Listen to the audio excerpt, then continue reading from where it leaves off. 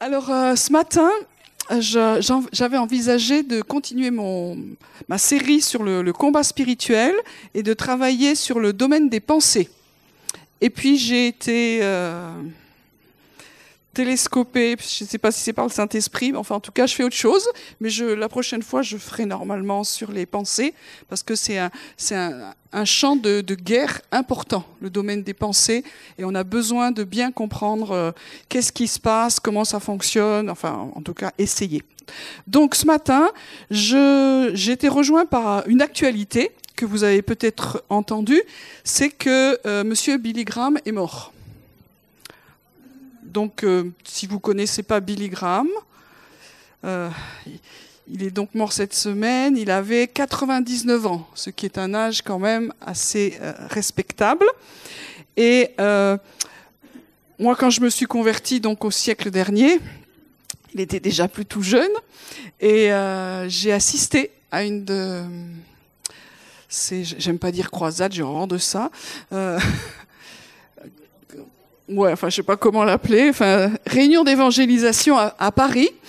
Et en fait, si j'avais pas déjà été convertie, si j'avais pas déjà donné ma vie à Jésus, je l'aurais fait ce jour-là, parce que quand même, il se passait quelque chose pendant ces grandes réunions.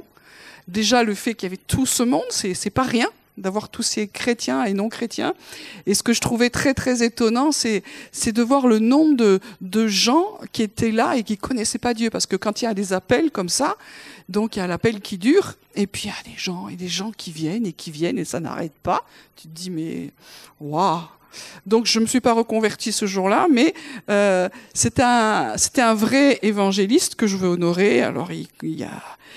Quand vous regardez un peu les actualités sur Internet, etc., il y en a qui disent que il n'y en aura plus jamais comme lui, d'autres qu'il était franc-maçon du 33e degré, donc ça va de là à de là. On va pas rentrer là-dedans, mais je voulais en parler ce matin parce que il y a un petit moment maintenant, j'avais entendu une ou deux prophéties au sujet de sa mort, que quand il mourrait, ce serait peut-être un signe ou une balise de quelque chose. Et ça m'est resté. Vous savez, il y a des choses, on entend, ça passe. Mais ça m'est vraiment resté. Et ça faisait un moment que je me disais, mais au fait, qu'en est-il de Billy Graham, quoi? J'étais comme en éveil ou en attente. Non pas qu'on a envie qu'il meure, hein, c'est pas ça du tout. Mais en attente de dire, qu'est-ce que tu veux dire au travers de tout ça, Seigneur? Voilà, donc quand il est mort cette semaine, je me suis dit, bon, qu'est-ce que tu veux nous dire? Alors comme on est une communauté qui est un peu prophétique, enfin on essaye en tout cas, je me suis dit, pour le coup, je vais changer de casquette, je vais pas forcément enseigner ce matin, mais vous partager des choses. Vous avez le droit d'être d'accord, pas d'accord, tout va bien. Ok? Alors d'abord, je voulais vous passer une petite vidéo de ce qui s'est passé au siècle dernier à la télé quand il est venu. Donc si on peut éteindre. Merci. Je ne sais pas si on verra bien, mais...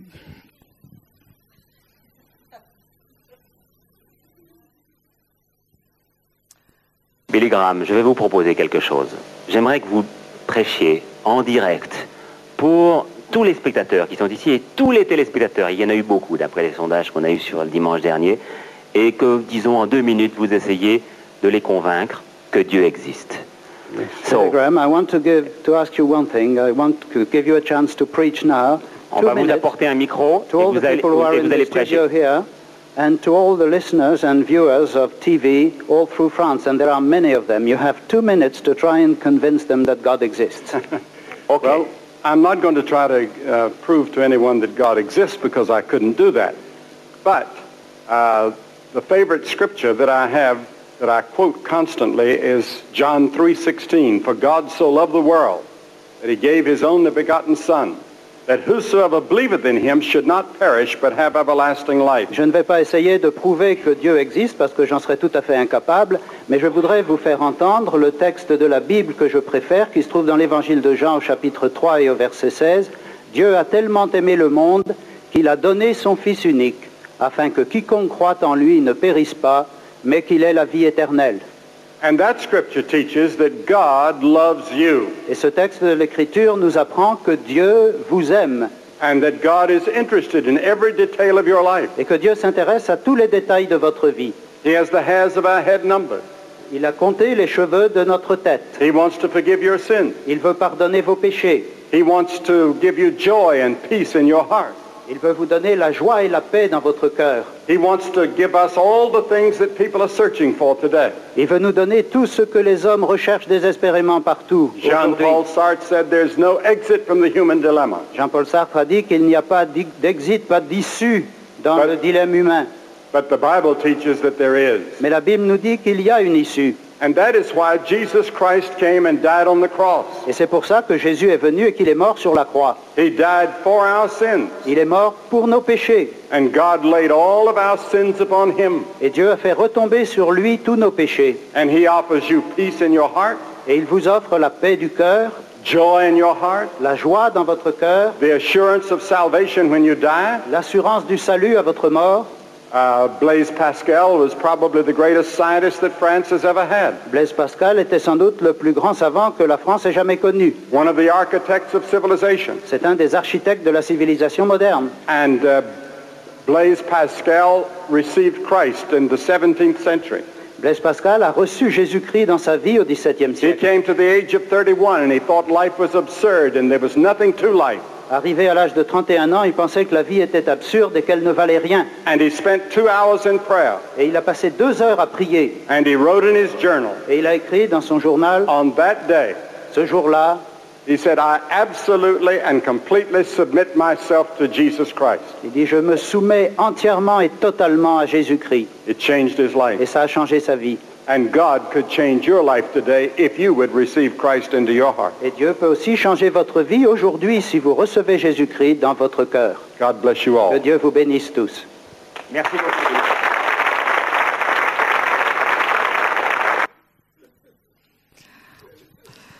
Voilà. Les émissions à la télé ont un peu changé. Donc pour ceux qui sont plus anciens, ils auront connu des gens qui étaient connus à l'époque. Ils ont vu Patrick Poivre d'Arvor avec beaucoup plus de cheveux, etc., etc. Donc simplement pour dire que il a eu l'occasion de prêcher, d'annoncer l'Évangile dans des tas d'endroits que normalement on peut pas faire. Mais lui a eu toutes ses portes ouvertes dans plein de nations. Il était vraiment l'évangéliste, on l'appelait d'abord le pasteur des États-Unis, de l'Amérique, et il est allé dans des endroits élevés, il a rencontré les présidents, les dignitaires, il a été vraiment élevé, et il a eu un impact incroyable. Et je ne sais pas si vous avez regardé les images pour son enterrement, mais il y avait tellement de gens sur la route, partout, et c'était impressionnant de voir ça aux États-Unis. Voilà, donc je crois que au travers de ça, peut-être que Dieu veut nous interpeller. Alors je suis allée pêcher quelques prophéties, celles dont je me souvenais, puis d'autres que je ne connaissais pas, sur certains qui ont reçu avant des pensées sur qu'est-ce que pouvait marquer comme temps la mort de Billy Graham. Donc moi, celle dont je me souvenais, c'était d'un monsieur qui est mort aussi, qui s'appelle Bob Jones. Ça vous dit quelque chose ? C'est pas grave. Ça fait partie des prophètes qui ont marqué aussi une génération. Il était assez incroyable, cet homme-là. Et lui, il a dit que quand viendrait la mort de Billy Graham, cela annoncerait un réveil, un grand mouvement de salut. Et que le manteau, donc c'est une image de l'onction, de l'appel que Billy Graham avait eu au niveau de l'évangélisation, allait se multiplier et continuer de façon exponentielle dans toutes les nations. Amen. Alors, on peut le croire ou pas, mais quand quelqu'un meurt et qu'il y a un appel de Dieu sur sa vie, alors on peut en penser ce qu'on veut, etc. Mais quand même, cet homme a prêché l'Évangile. Il y a quand même des millions de personnes qui ont donné leur vie à Jésus. Il y a un appel, une onction. On pourrait dire, est-ce que les choses s'arrêtent à la mort d'un homme ? Non. Et Dieu, il se venge comme il peut, quand on pourrait dire ça. Mais quand il y a un manteau qui est là à terre, il le redonne et c'est comme s'il allait se multiplier. Donc ces temps-ci, on a vraiment reçu des choses par rapport au salut, à l'évangélisation, et c'est encore pour nous dire, il y a un temps qui vient où Dieu va multiplier le salut. Alors on se réjouit de cela.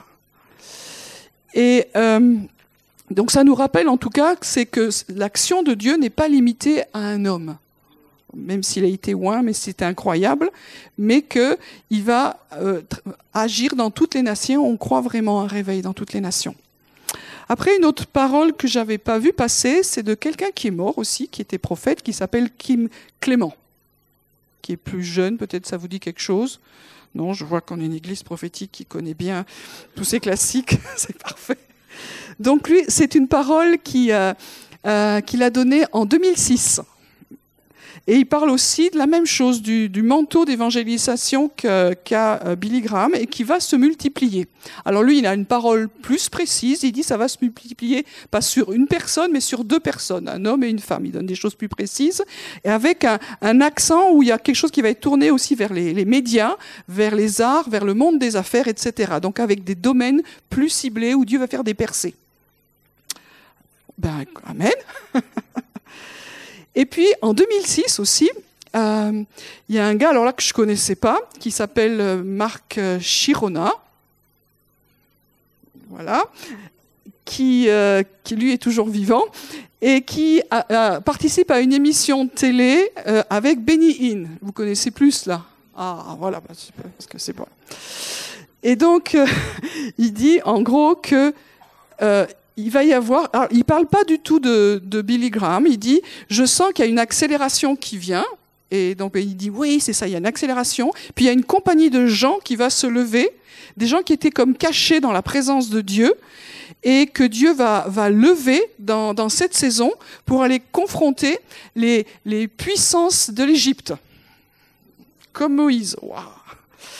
Donc, il parle d'une confrontation, d'une génération qui va se lever pour confronter, et cette génération, elle a été testée sévèrement. Et il reprend l'image de Jean-Baptiste. Et pendant qu'il prophétise cela, il y a Bénin qui dit, et je dis d'ailleurs que ça va se passer au moment où Billy Graham va mourir. Donc, il le sort du milieu de nulle part. Donc, vous pouvez aimer Bénin ou pas du tout, mais il a balancé ça au milieu de nulle part et on se dit, tiens, il y a quelque chose qui est là, qui est annoncé, qui est déclaré. Et puis, un autre qui a fait une petite vidéo qu'on m'a fait passer, qui s'appelle Lance Wallnau, je ne sais pas comment ça se prononce, que vous connaissez bien, je vois, qui reprend tout ça, et qui continue aussi, qui dit que aussi il y a vraiment une nouvelle saison qui est en train d'arriver, comme un manteau ancien qui va être repris. Et comment il s'appelle? Kim Clément avait dit, même c'est Billy Graham qui meurt, c'est comme l'image du roi qui est mort, parce que c'était quelqu'un d'autorité dans sa sphère, dans son mandat. Ok. Et puis un autre, alors celui-là je reconnais, je connaissais pas, mais il dit que sa mort, lui aussi, marque la fin d'une ancienne onction qui était bonne, mais qui est déclarée ancienne et qui était là depuis 1948 et que on arrive à la fin d'une nouvelle et qu'il va y avoir une nouvelle onction qui va venir. Et c'est intéressant de voir que 1948, évidemment, ça nous parle des 70 ans. Ah voilà. Ça nous parle des 70 ans de l'État d'Israël. Vous avez vu ce qui se passe aussi cette semaine, c'est très intéressant de dire que Monsieur Trump, vous aimez pas, on laisse tomber, mais il a déclaré quelque chose, il a dit qu'il allait déplacer effectivement l'ambassade américaine à Jérusalem le 14 mai. Waouh, ça va secouer, hein. Bon, le 14 mai, c'est pendant les festivités des 70 ans de l'État d'Israël, et c'est le jour de l'indépendance de l'État d'Israël. Donc, c'est pas anodin. Voilà. Donc, ça secoue dans les tranchées, comme on dit. Donc, il y a tout ça qui va dans le même sens. Alors, c'est intéressant. Et puis, j'en ai trouvé un autre, lui, qui va dans un autre sens. Parce que quand même, quand tout le monde est d'accord, c'est fatigant, c'est ça ? Donc, quelqu'un qui s'appelle Maurice Sklar. Très bien. Donc, c'est un juif messianique qui est connu parce que c'est un très bon violoniste. Ça ne vous dit pas plus, c'est pas grave.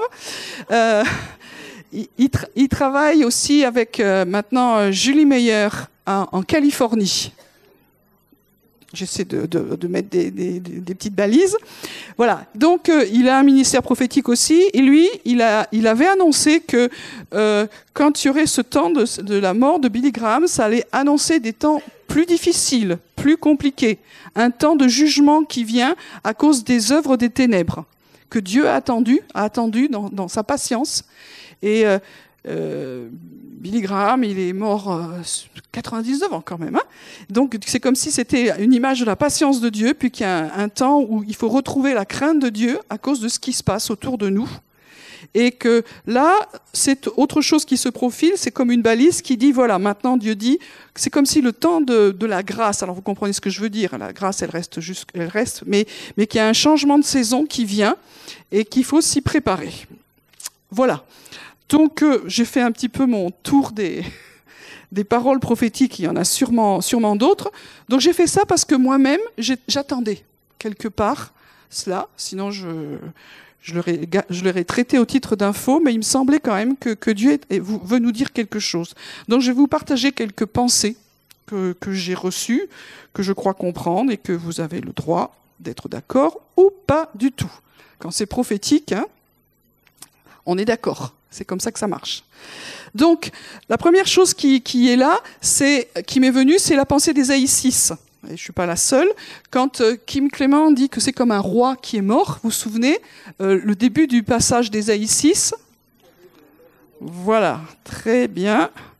Donc, on peut prendre ça rapidement, si vous voulez bien. Ésaïe 6. L'année de la mort du roi Osias, je vis le Seigneur assis sur un trône très élevé, les pans de sa robe remplissaient le temple. Et puis c'est toute l'image que je ne vais pas reprendre qu'à Ésaïe, où il y a vraiment une révélation de la gloire, de la sainteté de Dieu, et avec cette idée que toute la terre est pleine de sa gloire. C'est-à-dire que la sainteté, la révélation qu'on a du trône de Dieu n'est jamais séparée de ce qui se passe sur la terre. Et c'est intéressant, souvent on pense que on est les uns ou les autres, mais dans le plan de Dieu, la gloire que nous voyons et la révélation que nous avons du trône de Dieu, ce qui nous montre, a toujours une répercussion. La terre est remplie et pleine de sa gloire. Et puis il y a tout cet ébranlement avec cette révélation et cette crainte de Dieu qui vient. Et je crois que dans les temps qui viennent, je rejoins vraiment ce qui a été reçu, c'est que Dieu veut nous redonner une vraie crainte de Dieu. Alors quand on dit crainte de Dieu, c'est pas la trouille, hein, c'est pas c'est-à-dire que tout à coup on réalise que Dieu quand même est Dieu et que il peut être un père aimant et on a besoin absolument de retrouver ça, mais en même temps il est le Dieu souverain et on a besoin de trouver cet équilibre, cette réalité d'avoir une vraie crainte et une vraie intimité et que l'un ne détruit pas l'autre. Donc, on est dans ces temps, on a besoin de retrouver une vraie crainte de Dieu.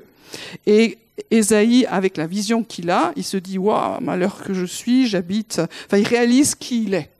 La crainte de Dieu nous fait réaliser qui nous sommes par rapport à qui il est.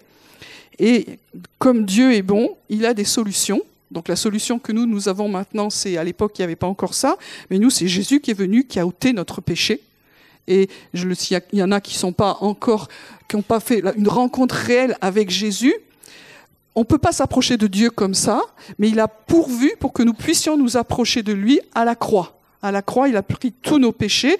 Et ce texte, et là nous dit, ta faute est enlevée, ton péché est expié. C'est une parole prophétique de ce que Jésus a fait à la croix. Et quand on accepte Jésus, quand on croit en son sacrifice, c'est comme s'il y avait une parole qui était dite dans le ciel, ta faute est enlevée, ton péché est expié, et tu peux vraiment t'approcher maintenant de ce Dieu si grand, si saint et si redoutable. Reviens à la maison. Et il vient à la maison et il entend la voix de Dieu qui dit « Qui enverrai-je et qui marchera pour nous ?» je réponds, me voici, envoie-moi. Alors va et tu diras. Et c'est comme s'il y a une porte qui s'ouvrait par rapport à la puissance et l'autorité de l'Évangile. Et j'ai l'impression, je ne suis pas la seule, mais que Dieu veut libérer une dimension de révélation de sa présence, de sa gloire, de sa sainteté, qui va travailler encore plus profondément dans nos vies, dans cette crainte juste, qui fait que nous savons que nous avons besoin d'être purifiés. Et Dieu nous a parlé pas mal de pureté, de sainteté, mais qui a une solution.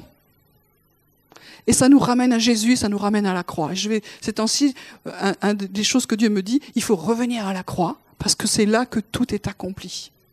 Tout est accompli. Là où on pense que c'est plus possible, qu'on n'y arrivera pas, tout est accompli à la croix. Et c'est ce que texte nous dit. Pourquoi faire? Parce qu'il y a une voix qui est là, qui dit c'est le temps, qui va marcher et qui enverrai-je? Et avec ce décès, cette mort, c'est comme si cette parole va s'amplifier dans les nations. Qui enverrai-je et qui marchera pour nous? Voilà, ça c'est le premier texte. Et puis un autre qui parle aussi du départ de quelqu'un, c'est Élie. Alors on ne peut pas parler de la mort d'Élie, puisque il y a eu des effets spéciaux ce jour-là. La tradition juive dit qu'il n'est pas mort. Alors on prend dans 2 Rois 2. Donc l'Éternel fit monter Élie au ciel dans un tourbillon. Voilà. C'est pas mal. Et puis, tout ce texte nous montre le parcours le dernier parcours qu'Élie va faire sur cette terre d'Israël, avec Élisée, son disciple. Il va aller à Gilgal, et puis après, il va aller à Bethel, et puis après, il va aller à Jéricho. Donc, c'est-à-dire, ce sont des villes, pour ceux qui ne connaissent pas, qui sont près du Jourdain, et c'était des villes prophétiques. En fait, les premières communautés prophétiques ont été créées par Samuel, mais Élie a vraiment continué à travailler là-dedans. Et quand il dit qu'il était seul, quand il a eu son coup de blues sur le mont Horeb, Dieu lui a rappelé, étant mort, t'es pas seul du tout, il y a plein d'autres ministères prophétiques, et il y avait des villes et des villages prophétiques, et Gilgal, Bethel et Jéricho en étaient. Et donc, à Bethel, il y avait les fils des prophètes qui sortent et qui étaient au courant que Élie allait partir. Donc, quelque part, on se retrouve aussi dans ce temps-là, c'est-à-dire qu'avant qu'une personne qui était connue s'en aille, les gens sont au courant et ont reçu des directions. On est un peu dans ce temps-là. Et puis, à Jéricho aussi, et on voit par exemple au verset 7, 50 hommes d'entre les fils des prophètes arrivèrent et s'arrêtèrent vis-à-vis d'eux à quelque distance. Ça veut dire qu'il n'y en avait pas 3 pelés. Au niveau prophétique, il y en avait 50 par là, 100 par là. C'était vraiment des compagnies prophétiques qu'il y avait en ce temps-là. Et puis, on arrive au verset 8. Élie prend son manteau, le roule, le frappe les eaux qui se partagent, et c'est une autre vision de la puissance de l'onction de Dieu. Les eaux s'ouvrent, ils passent à sec. Et puis, avant de partir, il dit à Élisée, demande ce que tu veux que je fasse pour toi avant que je sois enlevé d'avec toi. Donc, il sait qu'il ne va pas mourir, il sait qu'il va y avoir un truc spécial. Et Élisée répondit, qu'il y ait sur moi, je te prie, une double part de ton esprit. On se dit, il est gonflé.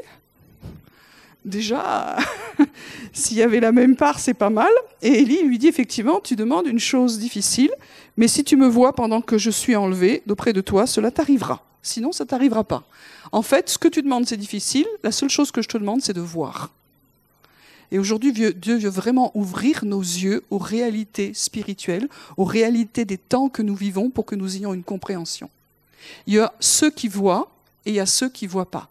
Et ceux qui voient rentrent dans le mouvement de Dieu, et ce qu'ils ont demandé, ils vont le voir. Et puis il y a ceux qui voient rien. C'est étonnant comme signe. Hein. Donc, Élie monte dans le ciel, dans un tourbillon. Élisée regardait, sûrement très très fort, et criait, mon père, char d'Israël, sa cavalerie, puis il ne le vit plus. Alors, il saisit ses vêtements, il les déchire en 2 morceaux. Bon, c'est un signe de deuil.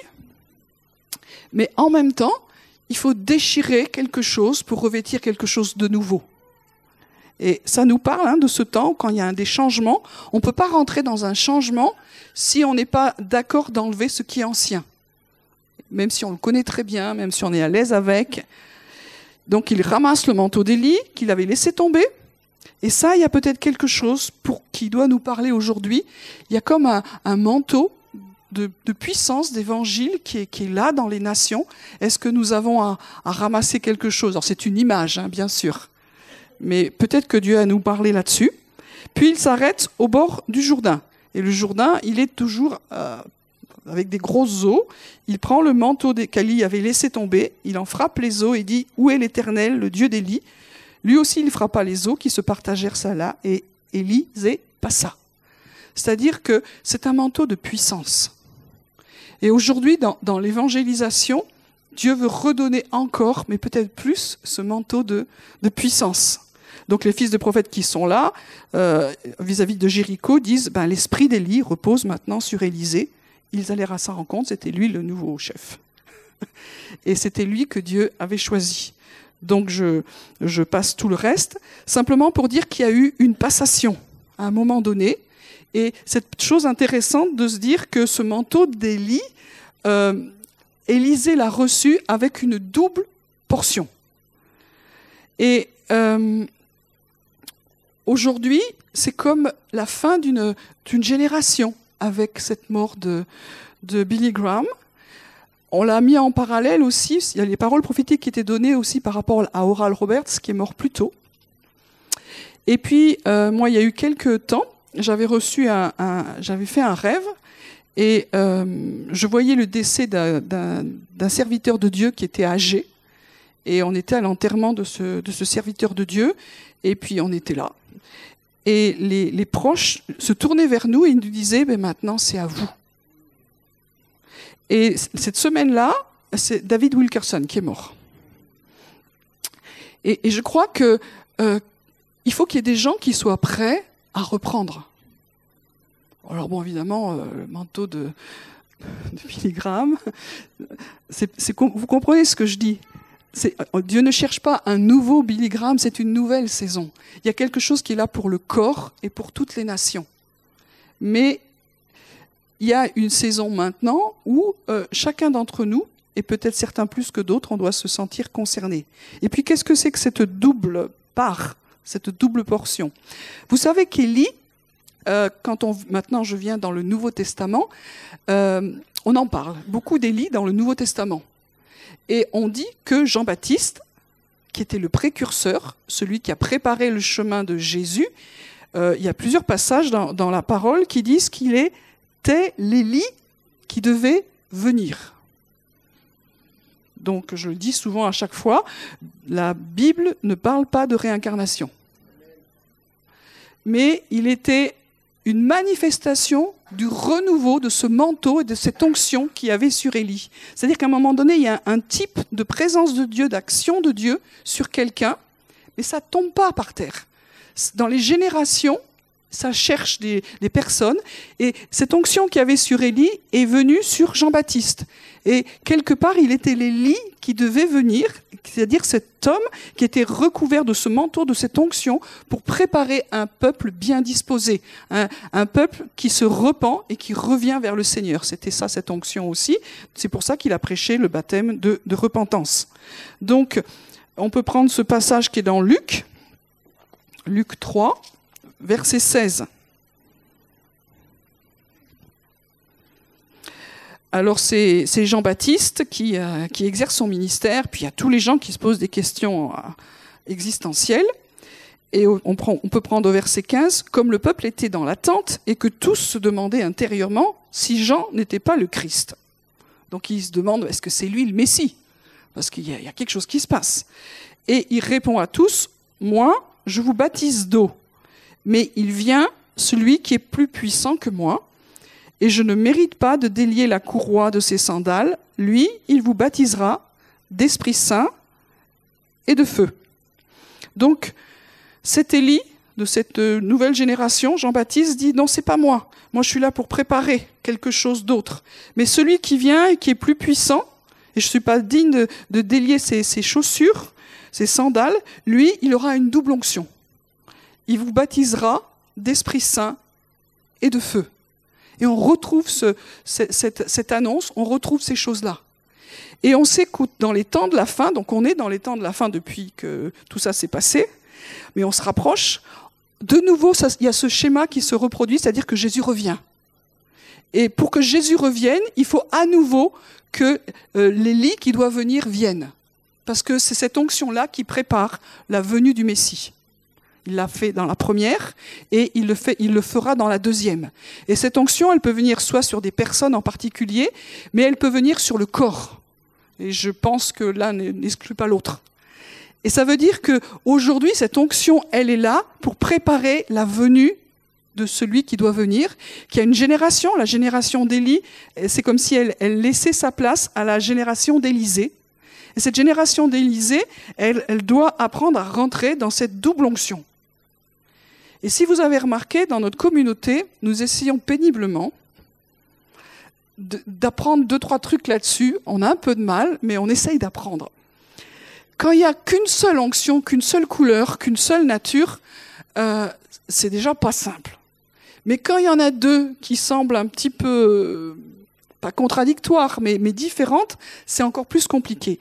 Et ça m'a vraiment parlé de cette double onction, de ce changement que cette mort annonce.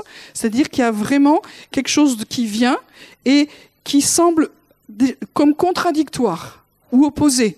C'est-à-dire qu'il y en a qui annoncent la puissance de l'évangile, le réveil, la gloire, des percées dans plein de domaines, le salut, le Saint-Esprit qui agit avec puissance. Et puis, le feu. Le feu, c'est la confrontation. Le feu, il vient quand on est dans les ténèbres et qu'on a besoin d'être réveillé, qu'il se passe quelque chose. Il y a besoin que les deux soient là. Et vous avez remarqué que ces temps-ci, nous avons essayé de parler pas mal le fait que Dieu attend de nous, en France, mais pas qu'en France, des guerriers amoureux, ou une épouse guerrière, ou on pourrait le décliner autrement, ou une famille en feu, ou une famille qui marche comme une armée. Enfin, c'est des trucs qui fonctionnent pas bien ensemble. Et ces deux onctions, elles ont besoin d'être réconciliées dans nos vies, et je crois que cette mort annonce un temps où Dieu dit maintenant. Maintenant, on a commencé à balbutier là-dedans, mais maintenant je vais faire ces choses. Et c'est ça que je voulais libérer sur nous, au milieu de nous. Donc dans Malachie, vous savez que c'est le dernier livre de l'Ancien Testament dans notre Bible à nous. Il se termine avec ceci. Verset 23, « Voici moi-même, je vous enverrai le prophète Élie. » Il revient. « Avant la venue du jour de l'Éternel. » C'est-à-dire que c'est annoncé. Avant le retour, la venue du Messie, le prophète Élie va revenir. On ne parle pas de réincarnation. Et c'est-à-dire que cette onction va revenir sur des personnes peut-être en particulier. Alors, il y a des tas de théories là-dessus, soit sur tout le corps, ou les deux, sûrement. Et ce sera un jour grand et redoutable, c'est-à-dire que c'est un jour qui doit créer en nous quelque part une sainte crainte. On doit se préparer à ce jour. C'est pas juste un pote qui revient, Jésus. C'est le Messie, le roi des rois, le Seigneur des seigneurs. Une seule fois dans ma vie, j'ai fait un rêve, j'en fais souvent des rêves, mais ce jour-là, j'ai juste vu la colère de l'agneau. Je me suis dit, waouh! D'abord un agneau en colère, pour moi, vous comprenez? Et c'est-à-dire qu'il y a une crainte, quand je me suis réveillée, il y avait quand même une crainte qui était là, en train de me dire, c'est sérieux, on doit se préparer. Pas avoir peur de Dieu, mais de se dire, nous, on a besoin de se préparer. Et dans cette crainte-là, il y a l'amour. Il ramènera le cœur des pères à leurs fils et le cœur des fils à leurs pères. Et dans cette onction d'Élie et donc d'Élisée, il y a cette confrontation, cette crainte de Dieu, ce feu qui vient de confrontation, mais en même temps, il y a de la réconciliation, il y a de l'amour. Il faut que les choses brisées soient restaurées. Et les deux marchent ensemble, de nouveau, on le voit. Ce sera un jour grand et redoutable, mais il faut que les cœurs des pères soient ramenés à leurs fils et le cœur des fils à leurs pères. Et si ça ne se fait pas, si cet esprit d'Élie n'est pas ramené au milieu de nous, alors Dieu dit des choses un peu sérieuses, de peur que je ne vienne frapper le pays d'interdit. C'est-à-dire que c'est des jugements. On ne parle pas trop des jugements, hein. On ne sait pas très bien ce que c'est le jugement, mais c'est biblique. Ça veut dire qu'à un moment donné, Dieu nous demande de nous aligner sur sa parole. Et ça, c'est un alignement qu'il nous demande. Donc cette double onction qui vient, et ce décès de Billy Graham peut-être est en train de nous dire, il y a la fin d'une saison qui vient de se finir, où les choses étaient peut-être comme ça et comme ça, c'était très bien. Et maintenant, c'est le début d'une autre. Et cette double onction que beaucoup ont prié, on a demandé ça par rapport au réveil. Quand ça vient, on va être un peu empoté là. On a besoin de cours du Saint-Esprit pour apprendre à être à la fois des gens qui sont dans la crainte de Dieu, dans l'amour, dans l'intimité du Père et du bien-aimé, d'aller confronter les puissances, parce que c'est un temps de confrontation et de guerre, et en même temps c'est un temps de réconciliation et de famille. Pas simple, mais c'est ça qui se profile pour nous. Alors, baptisé d'esprit, on sait que le baptême du Saint-Esprit, j'espère que tout le monde est baptisé dans le Saint-Esprit, c'est un baptême d'amour. C'est pas un baptême d'effets spéciaux, c'est d'abord un baptême d'amour. Romains 5, verset 5 nous dit que l'amour de Dieu est répandu dans nos cœurs par le Saint-Esprit. Donc on a besoin régulièrement d'être renouvelé dans cette vie de l'Esprit, dans ce baptême, quand on sent que le niveau d'amour en nous est en train d'un peu de sécher, il y a besoin d'être renouvelé dans la présence du Saint-Esprit, d'être de nouveau immergé. Les fruits de l'Esprit sont une déclinaison de cet amour de Dieu. Les dons sont là pour manifester cet amour de Dieu. Et on le voit quand on parle des dons du Saint-Esprit, c'est 1 Corinthiens 12, 1 Corinthiens 14, et au milieu, il y a 1 Corinthiens 13. Et 1 Corinthiens 13 nous parle de l'amour. Ça veut dire qu'on ne peut pas parler du Saint-Esprit, du baptême du Saint-Esprit, de la manifestation du Saint-Esprit, sans parler de l'amour. Donc on est vraiment, un baptême du Saint-Esprit, c'est un baptême d'amour.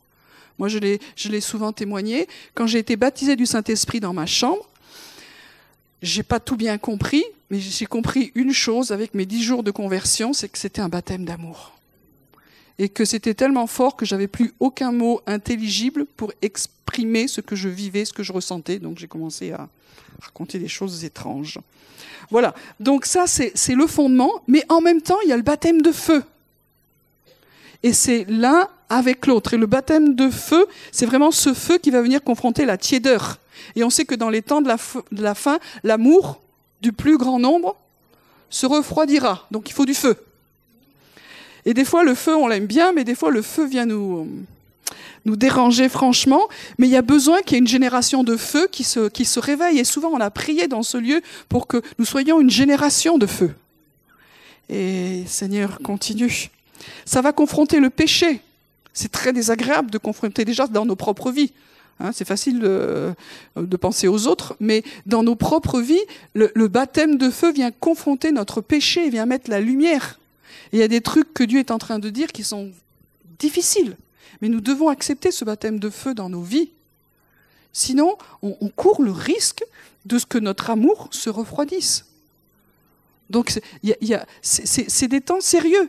Il y a des balises qui sont là, il y a des urgences qui sont là. Et puis, il y a besoin aussi pour aller confronter les ténèbres de feu, de puissance. Si on vient mettre du feu dans les ténèbres, ça les dérange. Parce qu'il n'y a plus de ténèbres.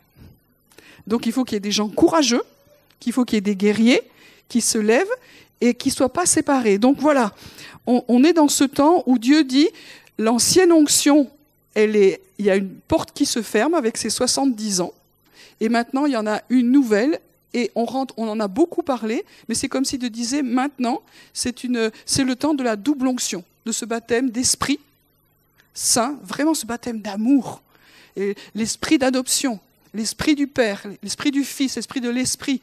On y a juste mis les pieds, mais on ne sait pas. On a besoin d'apprendre.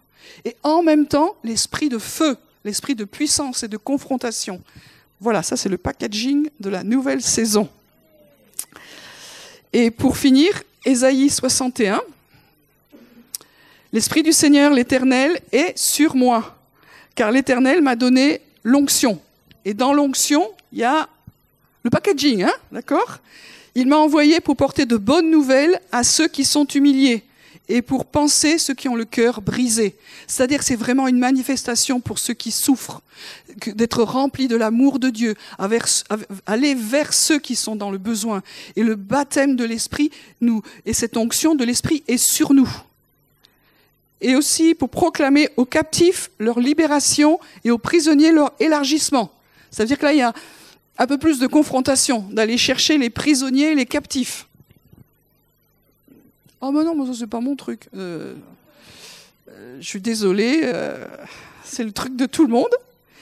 Pour proclamer une année favorable de la part de l'Éternel. Alléluia, c'est une bonne nouvelle, il y a un réveil qui vient. C'est une année favorable. Alors une année, c'est pas 2018. Une année, c'est un temps qui démarre. Un jour, c'est comme 1000 ans. Alors moi, je sais pas où on est dans les timings de Dieu, mais on est dans un temps favorable pour le réveil, pour la mission, pour les choses que Dieu a prévues. C'est ouvert. C'est ça qu'il faut se dire, c'est ouvert.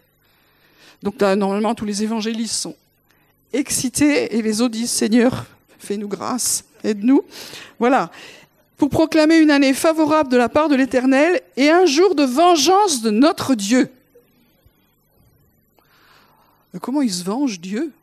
Alors moi, je crois qu'il se venge en pillant le camp de l'adversaire. Quand il y a des gens qui sont sauvés, qui sont délivrés, qui sont guéris, c'est la vengeance de Dieu. Et puis, des fois, Dieu se venge aussi de ses ennemis.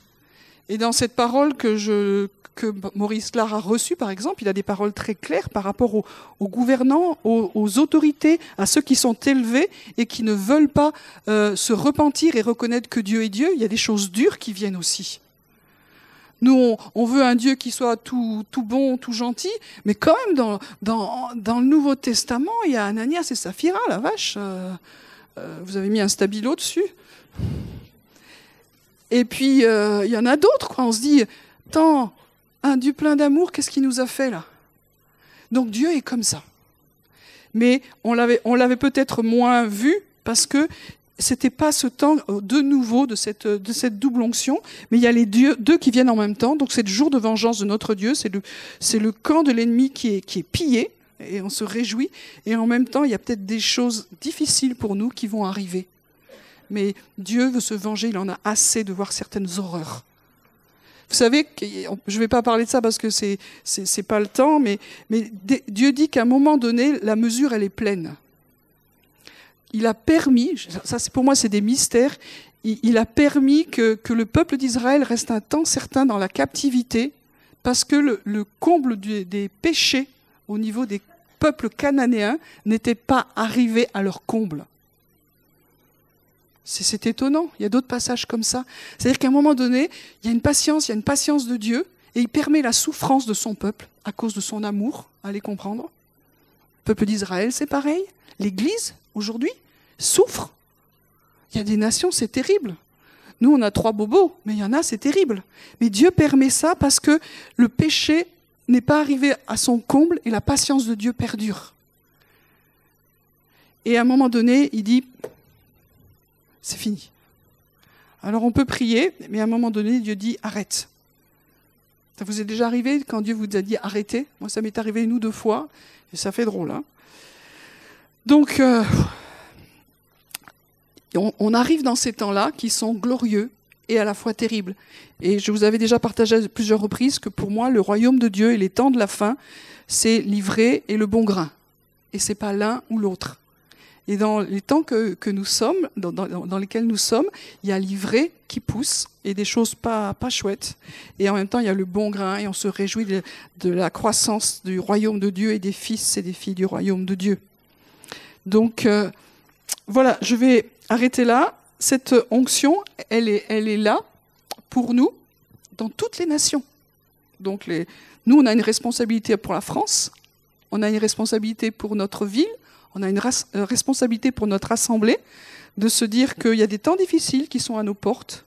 Comment on se prépare ? Je ne sais pas comment le dire, je ne sais pas quand ça arrive, mais les temps sont difficiles, qu'est-ce que Dieu nous dit? C'est pas à nous, en tant que leader, de vous dire qu'est-ce que vous devez faire, mais c'est à vous aussi d'écouter ce que Dieu vous dit de faire. On peut donner des consignes, mais vous avez besoin d'entendre les temps qui sont là et qu'est-ce que Dieu vous dit. Et ce serait intéressant d'avoir des retours. Moi, je suis preneuse. Si Dieu vous dit des choses, soyez libre de venir me les partager. Et puis, en même temps, il y a ces temps de gloire et de réveil. On veut les voir. On veut les voir.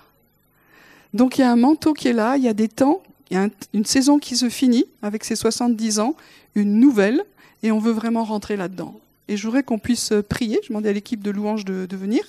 Je voudrais qu'on puisse prier, si vous êtes OK, pour ce manteau, cette double onction,